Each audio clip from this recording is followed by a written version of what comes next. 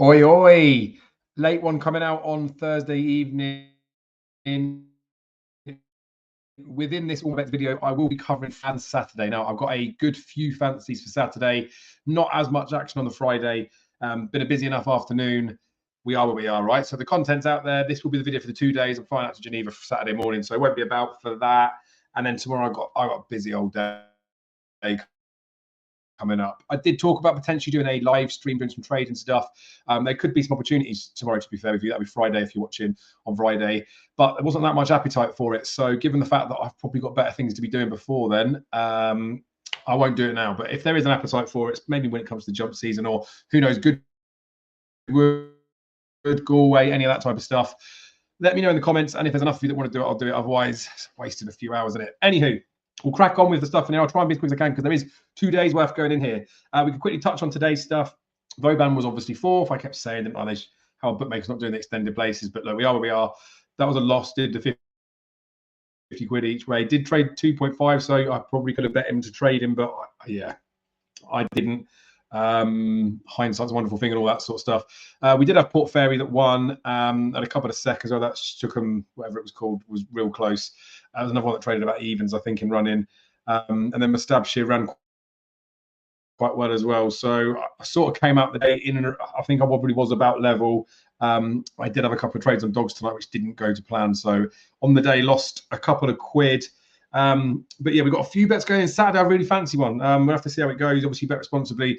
I can share the slips, although I haven't got them up on here. I mean, I'll put them in the thumbnail so you can see them there, but I could probably put them up on my phone and shove it in front of the camera. We'll do that just so you can see the ones that I have struck because, you know, try and be nice, don't I? Let's go. Let's present. At the stage. There we go. Flip it round. I'm down in the corner. Let's go. Right. So first race tomorrow is the Auburn Stakes.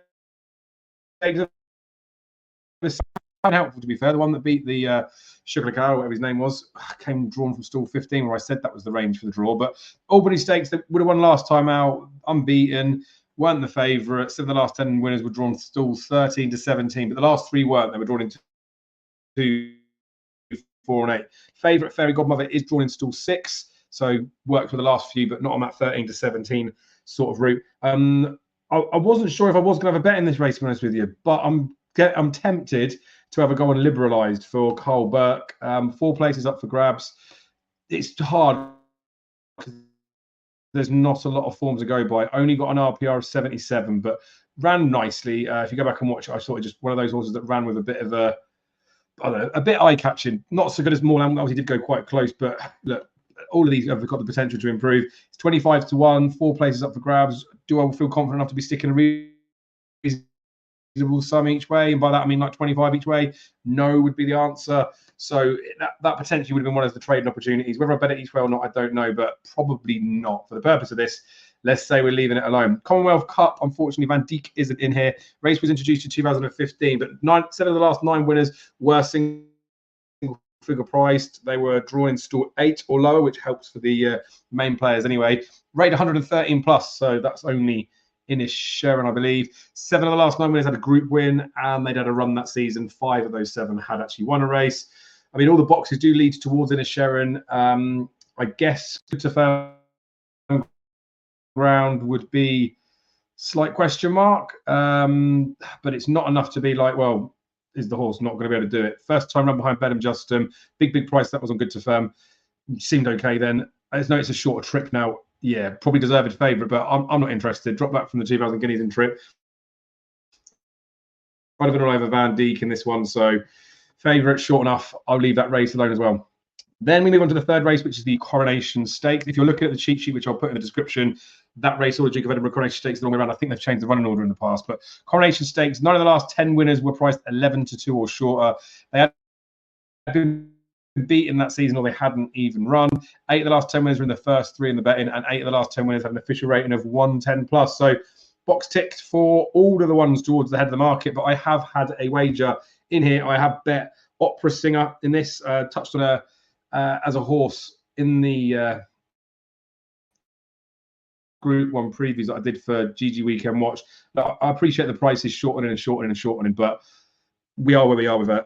I think she's got an obvious chance. I'm not really saying anything that anybody doesn't know, which is I don't want to say it's annoying, but semi-frustrating, because I guess when you guys are watching this, you're trying to find an angle in or something that goes in there.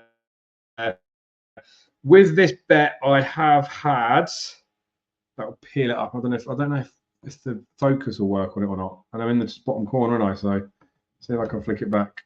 There we go. So we've had 150 on Opera Singer, 2.64. So it's a little bit bigger than what I bet it at before, but busy old day. I could be waiting to put that one on because I do feel like it could be a little bit bigger. There could be some boosts and stuff, but relatively happy where I am with that one. Oh yeah, King's Gambit ran today as well, didn't it? That was less about that better. The Duke of Edinburgh Stakes, which would have been the one that was in the race before. Off the statty stuff, we've got a few ways to peel this one down. I do like it for these handicaps. I do think, especially for Ascot, it does help. So 9 of the last 10 winners were 4 or 5-year-olds. 9 of the last 10 were drawn in stall 12 or higher. Last year was stall 9, so I've been a bit generous with that. 8 of the last 10 winners were rated 97 to 104. 8 of the last 10 winners had run this season. There was single figure prize with 5 favourites in there. 6 of the last 10 winners carried 9 stone 2 to 9 stone 4, but obviously that's only 6 of the last 10, but still could be relevant. The 3 that peeled out on this one were Deakin, 8 to 1 poke, probably say an obvious chance. Got form in there with Crystal Black, so see why they're towards the head of the market. But interestingly as well, we also had, I want to say Epic Poet, I'll go double check, and then Cumulonimbus, I definitely know is in there.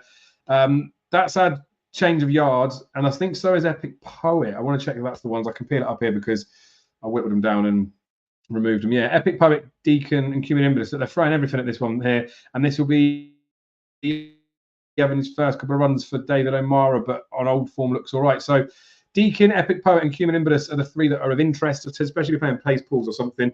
There are like 5 places to play available, like every bookie, 6 places of a couple of them.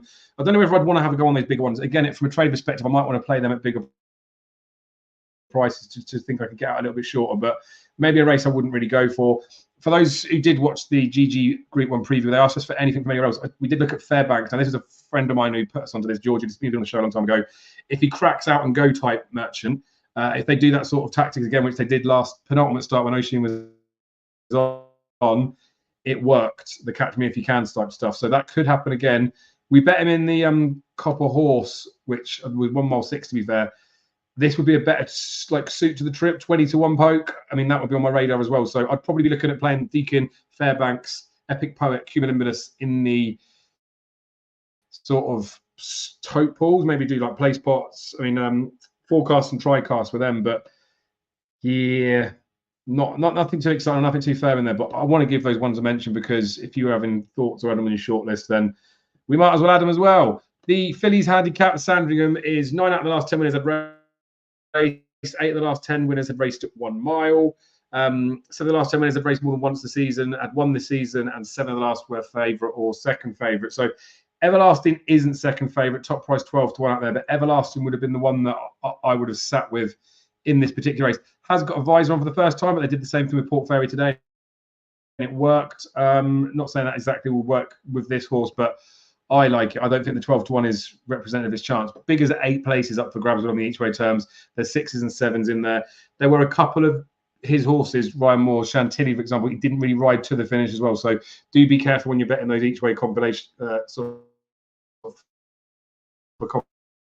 compensation type ones that they might not ride them all the way out. But yeah, I would be side with Everlasting. Again, I haven't struck any way one on there. A little bit boring, I know. King Edward the 8th Stakes. The trends and everything would suggest to you that the 7 of the last 10 winners came from the first 3 of the market. I can go back and forth with the other stuff. 9 of the last 10 and all of the last 9 were rated 103 plus, had been beaten this season and did not win last time out. Diego Velazquez, Space Legend, and Agenda, they are the 3 that would tick all those boxes on there. They're in the most prominent positions in the market. So the market knows the right part in there. I wouldn't have an opinion to split any of those. So we'll move on because we've got Saturday to cover. So we have got some bets coming in. 6:15, the Holyroodhouse Stakes.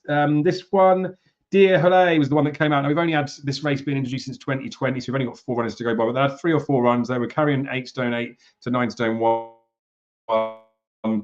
Drawn stall 19 or higher, and then 2 of the 4 last winners were first or second favourite. So market does speak volumes in here, but this Dear Halle was one that ticked most of the boxes in there. So again, if I was having a bet, which I don't know if I would do, Dear Halle would be the one that I would be probably putting up. In terms of the other ones that would fall on the shortlist, which is a bad shortlist because there's only been 4 renewals, I'll just go back onto it because I whittled them down when it will decide to refresh. They're the 5 that are in there. So Pilgrim, Dear Halle, Hedge Fund, No Half Measures, and Billy Webster. Right, so we'll do some sort of arm thing there. I'm not going to crop and edit the video, but just so you guys know that we're now moving on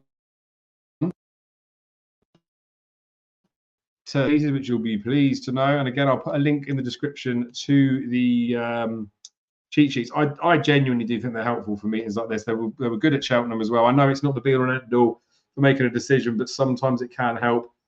Like I said, especially if you're doing the pool stuff.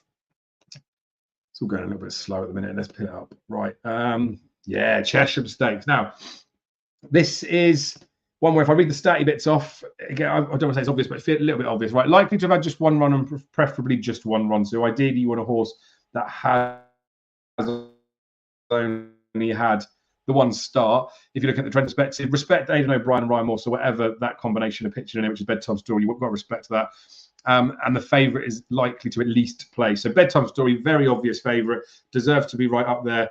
That is fine and dandy, right? But we have got 18 runners in here. And you saw me moaning yesterday that there was 25 runners and they're only offering 5 places. We've got 18 runners in there. They're offering 4, which isn't far off what it would be for a handicap. So it's not terrible, terrible terms. But I quite liked the look of Chili Breeze. 33 to 1 point this one is. This is one that I have bet. I'll go on to the sports book because I've done it on there. I'm like, because I'm going to be in Switzerland on Saturday. I can do the old VPN stuff, but I can't. I'd like to have a break to get away, right? And then the dogs are on as well. I'd end up spending just basically the whole day on my phone watching horse racing or trading on it, which is fine to make a few quid. But in these instances, I've got my opinion. I'm happy to just put my coins in a little bit further. Like you can see from the Friday stuff, if I hadn't have already bet on, if I was going away on Friday was the day, then I probably wouldn't have been probably betting anything. But we are where we are, right? So in here, let's pull it up.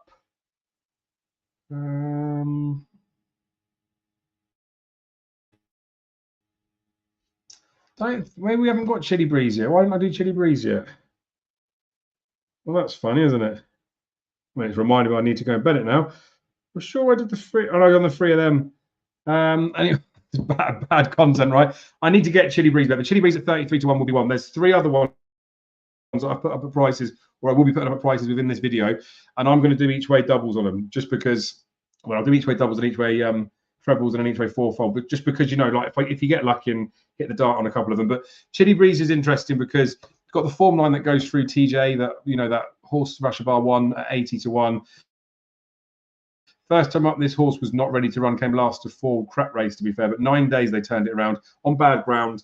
Needs further, it's bred to be further. It's Uncle's Holloway Boy that won this race first time up. Chili Breeze at 33s, I think it's an obvious shortener, and there's enough positives in a race where you haven't got much exposure to be able to suggest that actually wouldn't be a surprise winner. Jersey Stakes. This is one, again, I'll peel the stats stuff out, but I think you can look at this one from a form perspective. They should have had at least 2 career wins, likely to have had 2 or more runs this season, which some don't have. Official rating 110 plus, and look to those drawn no higher than stall 10. So can be a bit of an annoyance for some horses, the stall stuff, but, you know, class should prevail, right? In this race, Continuous deserves to be favourite. Continuous should win this. Yeah, I feel like he's about the right price because there are a lot of very good horses in here. He is clear on ratings. Does look like he's got a real good opportunity. So, yeah, I mean, I probably would want to be betting him a little bit. I think I haven't bet Continuous. I haven't bet him. I think that Candlefoot was the one that I put up on the weekend watch. And I think Candlefoot's got a reasonable chance, to be fair. It was, I don't want to say like it was a loose case that I made for him, but let me grab the details here. So he's only won a listed races at his best, but it was off, like last time out when he ran under Ryan Moore at the Curragh, he just went out from the front, but he's better as a bit of a hold-up horse.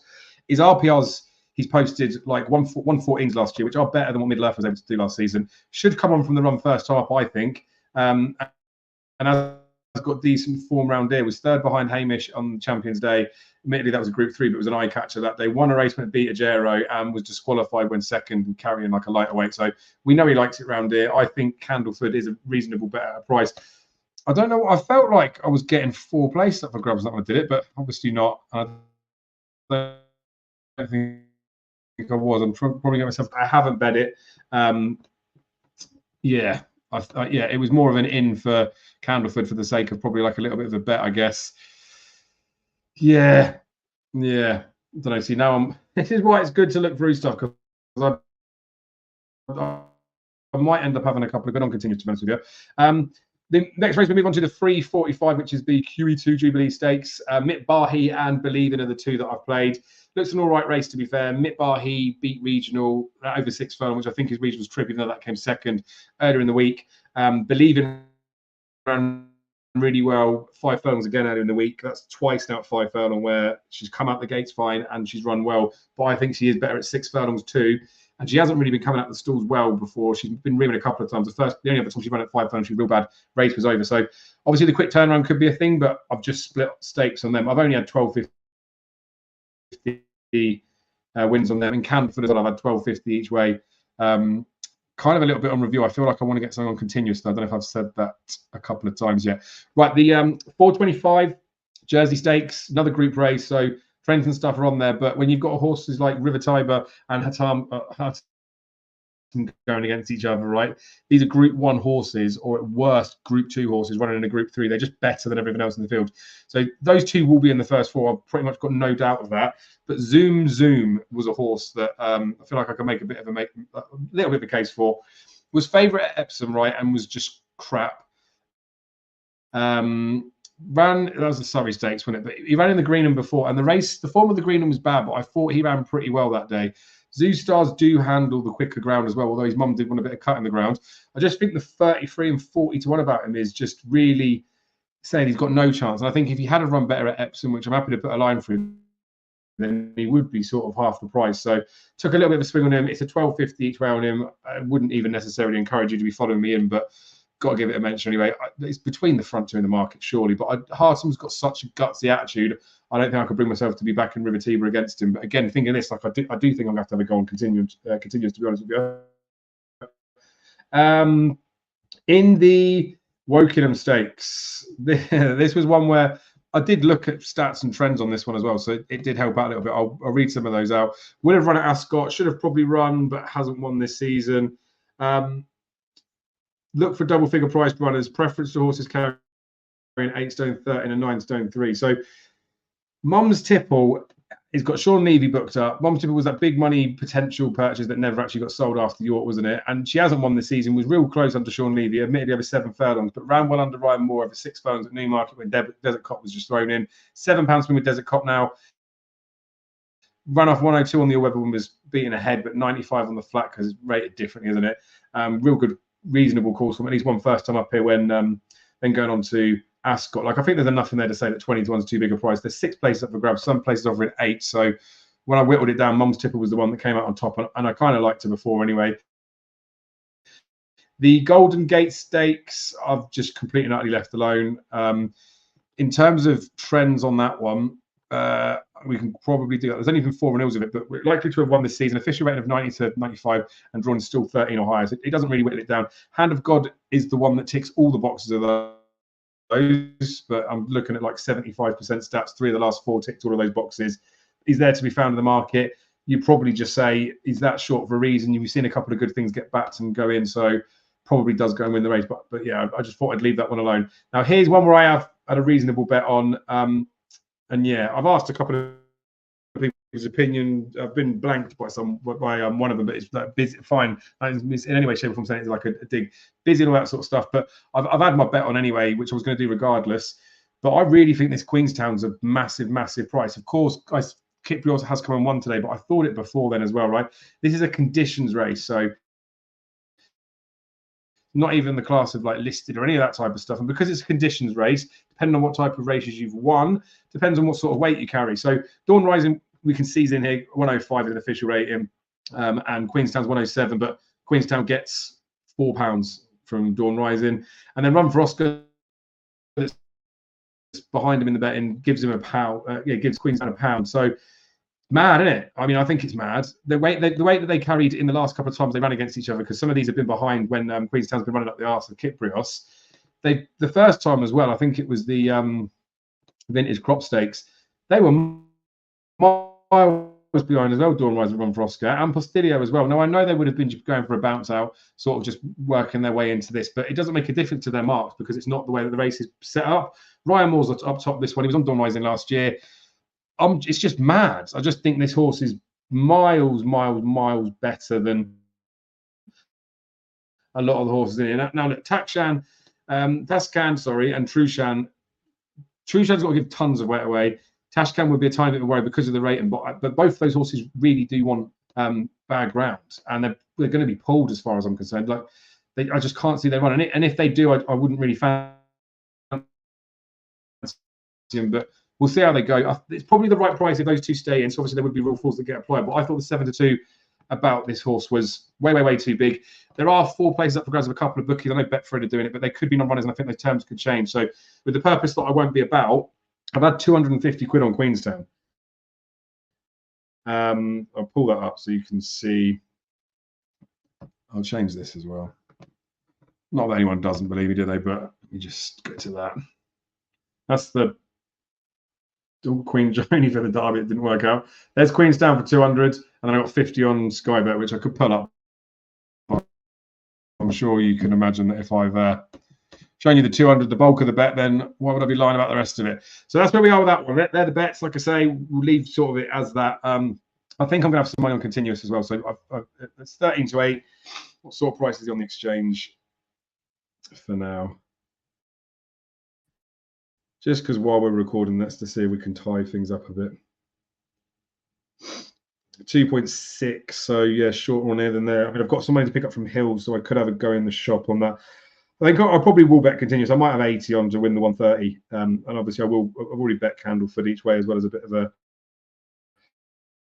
bet in there. Middle Earth's going to go Melbourne Cup as well, isn't it? Like, I felt this is just a race for the sake of racing, but I'm sure he's going to be tuned up. They've got nothing to leave off him, have they? But yeah, I'll bet continuous, and I do still need to strike that bet on the first one on Saturday as well, which I thought I had on Chili Breeze, but again I can do that in Hills when I'm in there tomorrow. So I think the Chili Breeze one, as much as Bedtime Story is the one that's in there, I don't fancy as much as I fancy that Moorland, to be honest with you. But yeah, I'll have a little bit on that Chili Breeze. Don't know. It should be like the 12.50 each way. I might have a score each way on that one. But we are there, the bets that are going out. I'll do some sort of roundup at some point if anyone really cares about how Ascot went. It's been going okay for the couple of days. Like I say, today I lost a few quid on the doggies, but it is what it is.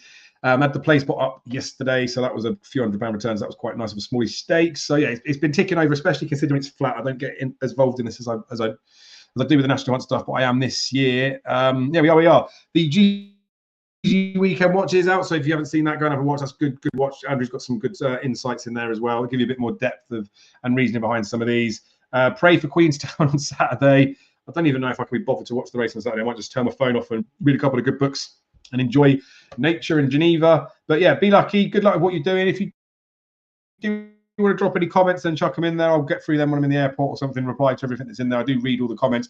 If I don't reply, then I'm sorry. I know it's a bit rude, but yeah, I do read them all. And I do try to reply to as many as I possibly can as well. But I don't want to just do one or two. I'd want to get in all of them and then fit in with time and life. If I can't give everyone my attention, I don't want to give anyone my attention. So that's where we are, right? Wrap this up now. Be lucky. Make sure you like the video. Make sure you subscribe to the channel. Make sure you have great weekends, whatever you're